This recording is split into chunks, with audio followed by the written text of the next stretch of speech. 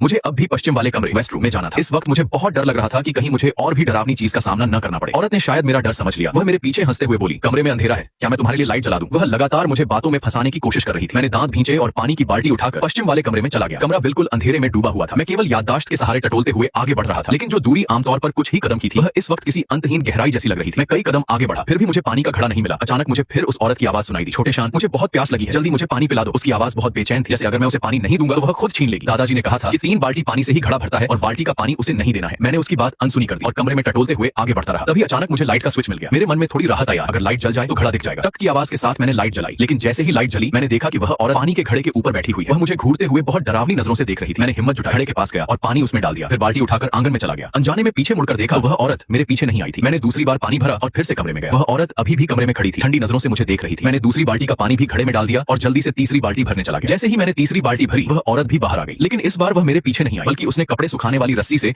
बकरी की खाल उतार ली। मुझे सोचने का मौका ही नहीं मिला। मैं जल्दी से बाल्टी उठाकर फिर कमरे में चला गया। मैंने तीसरी बाल्टी का पानी घड़े में डाला और जैसे ही बाहर निकलने लगा, वह औरत मुझे रोककर दरवाजे पर खड़ी हो गई।